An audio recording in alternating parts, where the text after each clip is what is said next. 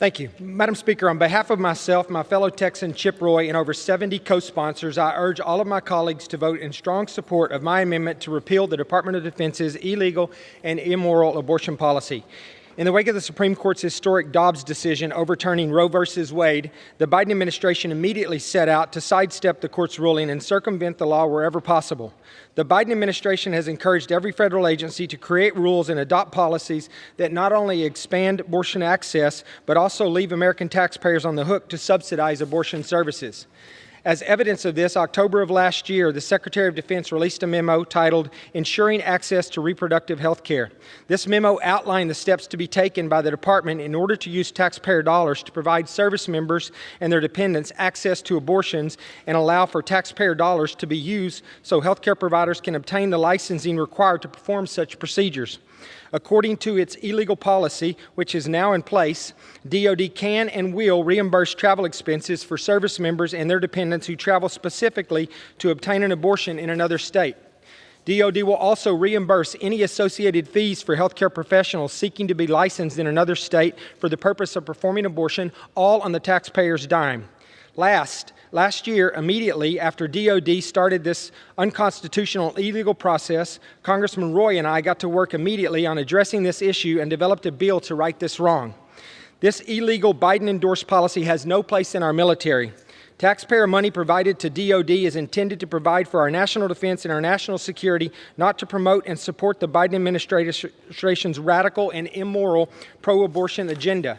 As I mentioned, regardless of your political or personal stance on abortion, this policy is in direct violation of federal law, specifically Section 1093 of U.S. Code Title 10, which restricts funds made available to the DoD from being used for abortions. No doubt my colleagues on the other side of the aisle will insist that taxpayer dollars are not directly funding abortions, thereby rendering the current policy legally sound. This is absolutely misleading.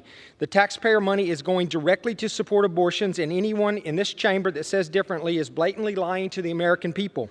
Taxpayer funding of travel for an abortion is, in fact, taxpayer-funded abortion. Abortion is the sole reason for these travel expenses, and this is in clear violation of existing law. My Democratic colleagues want me to blame me, Senator Tuberville, and my colleagues like Congressman Roy for jeopardizing readiness. However, it is the Biden administration who has sidestepped existing law and given the department permission to take this illegal action. This has left us with no choice but to take corrective measures and pass additional legislation. The days of the radical left ignoring the law and pushing their destructive social agenda in the military are done. I absolutely will not waver in my defense of the rule of law, therefore ensuring that taxpayer money is not used to kill innocent babies, and in doing so also ensure that our military service members can focus on the jobs that they have in front of them and their families instead of being used for the political gain of the Biden administration.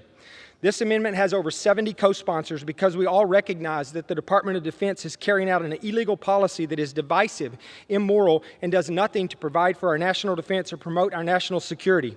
I want to thank my friend Congressman Chip Roy for co-leading this amendment with me and for being a relentless defender of the law and a true warrior in protecting the life of the unborn.